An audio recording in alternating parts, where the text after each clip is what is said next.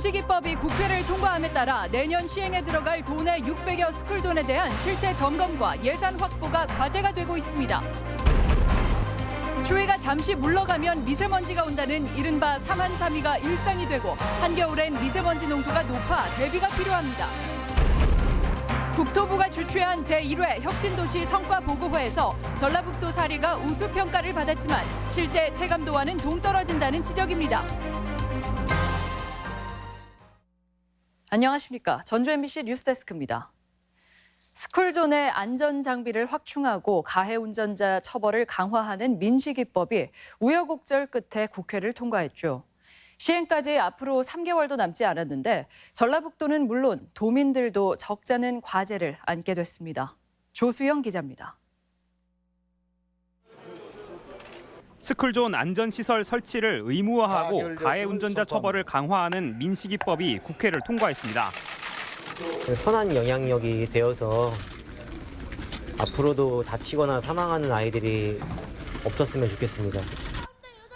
법률이 공포되면 시행까지 불과 석 달을 앞뒀는데 전라북도 상황은 어떨까? 전주 중화산동의 한 초등학교 부근인데 이곳은 이름만 어린이 보호구역입니다. 학교와 문구점을 조금만 나서면 곧바로 차량이 지나다녀 위험천만합니다.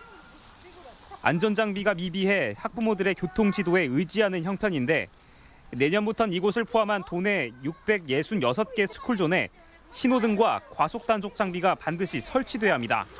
아이들이 많이 다니는 데 비해서 또 차량도 엄청 많이 다녀요. 그래서 굉장히 위험하거든요. 근데 신호등 생긴다니까 너무너무 안전할 것 같아요. 이번엔 전주의 한 특수학교 스쿨존. 취재 차량은 제한 속도 40km로 달리는데 앞질러 가는 차량이 덜어 눈에 띕니다. 한 승용차는 왕복 6차로인 스쿨존을 통과하는데 측정 장비에 찍힌 속도가 시속 99km로 고속도로 주행을 방불케 합니다. 지금은 이곳 스쿨존처럼 단속 카메라가 없어 과속을 잡지 못하지만 내년엔 이야기가 달라집니다.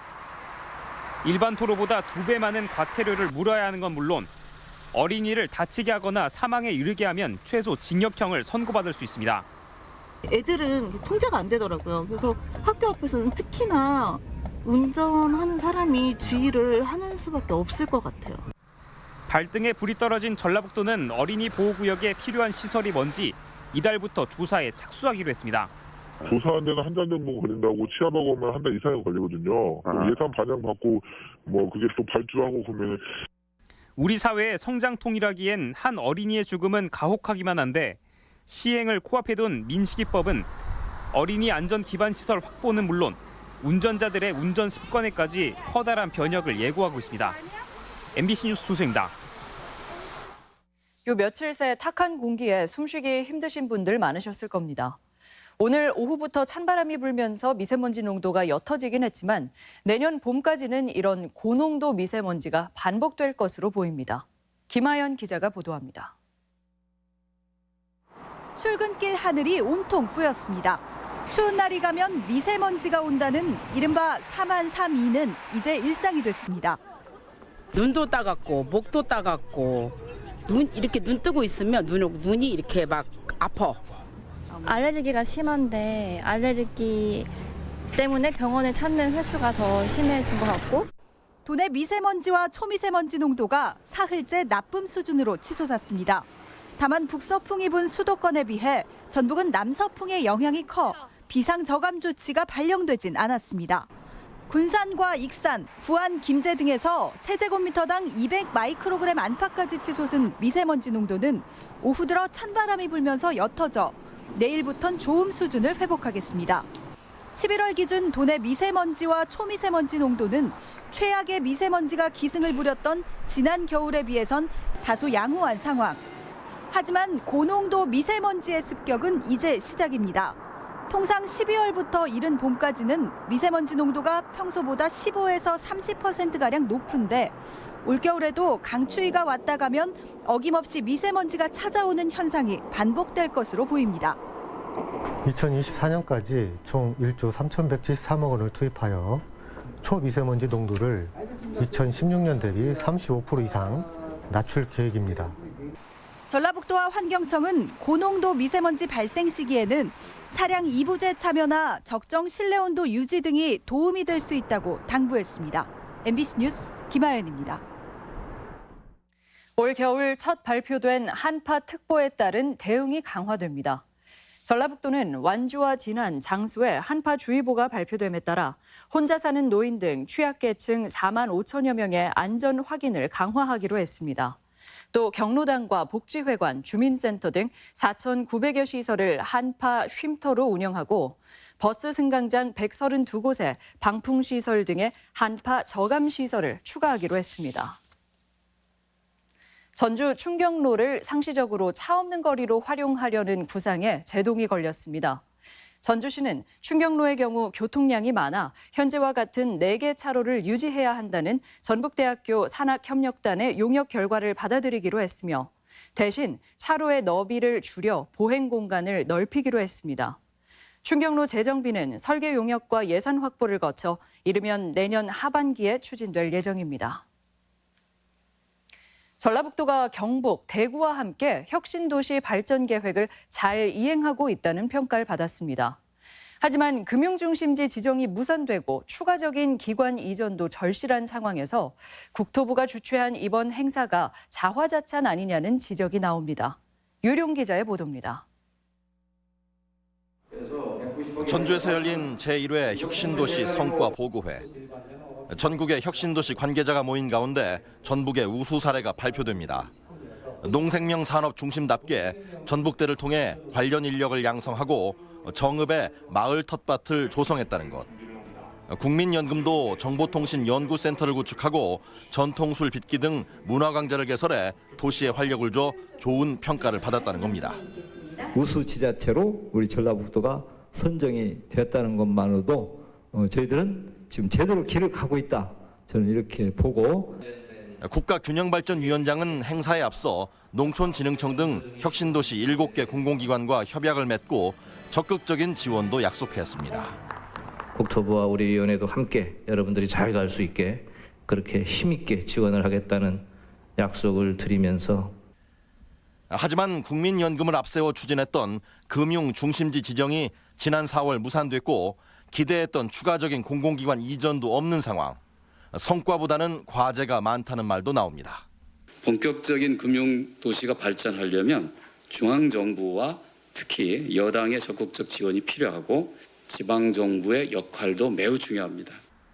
전북의 이전 기관은 12군데에 달하지만 절반 이상이 국가기관으로 지역인재 의무 채용도 불가능한 것이 현실. 절대적인 채용 규모도 적은 데다 지역 상생에 반하는 일도 속출하고 있어 과연 성과를 내세울 상황인지를 두고는 다른 목소리도 적지 않습니다. MBC 뉴스 유룡입니다. 도내 대학별 수시 모집 합격자가 발표되면서 수험생들의 지원 일정이 본격화합니다. 전북대와 원광대, 군산대가 어제 수시 최초 합격자를 발표하면서 도내 대학들의 수시 합격자 발표가 마무리됐습니다. 수시 합격자들은 오늘부터 사흘 동안 예치금을 납부해야 하고 각 대학은 충원하지 못한 인원수만큼 오는 14일부터 19일까지 추가 합격자를 발표합니다. 한편 정시 지원은 오는 26일부터 31일까지 진행됩니다.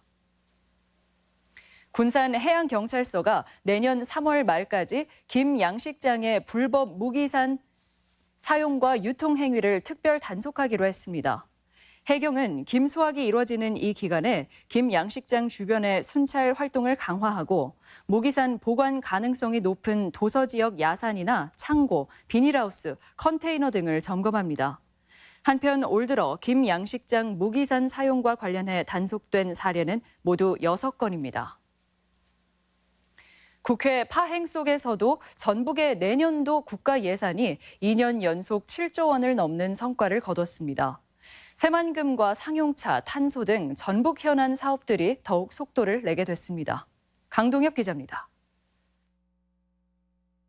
전라북도의 내년도 국가 예산이 역대 최고를 기록했습니다. 확보액은 지난해보다 8.1%, 5,700여억 원 늘어난 7조 6천여억 원입니다. 우선 새만금을 살펴보면 임대용지는 정부안보다 130억 원 많은 416억 원이 반영돼 기업 유치에 탄력이 붙게 됐고 부두 2선석을 포함한 신항만과 상수도 사업비도 세워졌습니다. 상용차와 탄소 등 전북 미래산업뿐 아니라 익산 평택 간 서부 내륙고속도로와 지리산 친환경 전기열차 예산이 세워져 조기 사업화의 길이 열렸습니다. 시군 사업으로는 군산 대체부품 산업 생태계 구축과 장수 가야유적 복원, 부안 육아종합지원센터 건립이 눈에 띕니다. 전북 대도약을 견인할 수 있는 신규 사업 예산을 총 320건 4,327억 원을 확보했습니다. 공공의료대학원 예산 증액과 미반영된 호남 고속도로 확장, 전라천년 문화권 관광개발 사업은 과제로 남았지만 도내 의원들이 국회 예결 소위에 참여하지 못한 점을 감안하면 성과는 기대 이상이었습니다. 한국당을 제외하고 예산안을 마련한 4+1 협의체에서 도내 의원 3명이 참여하면서 국회 단계에서 5,300여억 원을 증액시키는 반전을 이끌어냈습니다. 지역 예산 확보라는 측면에서 정말 협치가 제대로 이루어진 예산 과정이 아니었나 이렇게 전라북도를 성장을 견인할 수 있을 것이다라고 생각을 하고 2년 연속 7조 원을 달성하게 한 지역 정치권의 공조가 얼마 남지 않은 20대 국회에서도 현안 관련법 처리에 얼마만큼 성과를 낼지 관심입니다. MBC 뉴스 강동엽입니다. 정세균 전 국회의장 총리 지명설이 제기돼 도민들의 관심이 높습니다. 정세균 전 청와대는 이낙연 총리 후임으로 정세균 전 의장 선임을 염두에 두고 인사검증 동의서를 제출받아 검증에 착수한 것으로 알려졌습니다. 진안 출신인 정 전 의장은 노무현 정부에서 산자부 장관을 지낸 경제통으로 꼽히고 있으며 고향에서 4선을 포함해 국회의원만 6번 지낸 우리 지역 대표 정치인입니다. 정부의 주 52시간제 도입 1년 유예 방침에 도내 노동계도 반발하고 나섰습니다. 민주노총 전북본부는 고용노동부 전주지청 앞에서 기자회견을 열고 문재인 정부가 과로사회 탈출을 선언해놓고 52시간제 유예로 합법적 과로를 허용했다고 비판했습니다. 특별 연장근로를 허용하는 예외 조항을 대폭 늘린 것도 노동 계약이라고 지적했습니다. 익산 장전마을 일대가 친환경 농산물 생산단지로 조성됩니다. 익산시는 암이 집단 발병한 장전마을의 청정 이미지 제고를 위해 2억 4천여만 원의 예산을 들여 내년부터 벼농사 친환경 단지를 80헥타르로 확대합니다. 친환경 인증까지 소요되는 1년여 동안에는 유기 농업자재와 제초용 우렁이 등 친환경 농자재 지원과 함께 홍보와 마케팅에 나선다는 계획입니다. 제13회 전라북도 장애인 체육상 시상식에서 육상 종목의 임준범 선수가 최우수 선수상을 수상했습니다. 임준범 선수는 지난 10월 열린 전국 장애인 체육대회에서 금메달 4개를 획득하며 전북 장애인 체육회의 위상을 높였습니다. 이 밖에 최우수 단체상에는 사이클연맹, 지도자상에는 태권도 종목의 여형일, 김희정 코치가 수상하는 등 9개 부문 30여 명이 공로를 인정받았습니다. 제2회 전주 단편영화제가 내일 열립니다. 전주 단편영화제 집행위원회는 내일부터 사흘간 전주 시네마타운에서 전주의 재발견을 슬로건으로 제2회 전주 단편영화제를 개최하며 총 16편을 상영합니다. 개막작으로 선정된 유훈영 감독의 미수금은 정읍을 배경으로 촬영됐으며 다른 영화 10편 역시 전북을 소재로 제작됐습니다. 오늘 오전 10시 반쯤 무주 나들목 부근 구량천교에서 대형 트레일러와 4.5톤 화물 차량이 추돌하는 사고가 발생했습니다. 4.5톤 차량 운전자만 사고 충격으로 머리에 가벼운 부상을 입어 치료 중이고 소방당국이 차량 화재 진화에 나서면서 고속도로가 2시간 동안 정체를 빚었습니다. 경찰은 트레일러가 앞서가던 화물차를 들이받은 것으로 보고 원인을 조사 중입니다. 숙취 해소에 효과가 좋은 콩나물콩 품종 보급이 추진됩니다. 농촌진흥청은 알코올 분해 성분인 아스파라긴 함유량을 조사한 결과 신품종인 아람콩이 국내에서 대량 재배되는 풍산나물 콩보다 우수한 것으로 분석됐다고 밝혔습니다. 또한 아람 품종은 강풍에 쉽게 쓰러지지 않고 꼬투리가 높아 기계 수확이 가능하다며 품종 보급에 나설 계획입니다. 자동차 휠 제조업체 ASA 노동자들이 회사 간부의 성비위 의혹을 제기했습니다. 민주노총 소속 ASA 조합원들은 전북경찰청 앞에서 기자회견을 열고 노무관리자 A씨가 성폭력을 저질렀다고 폭로했습니다. 전북권 뉴스였습니다.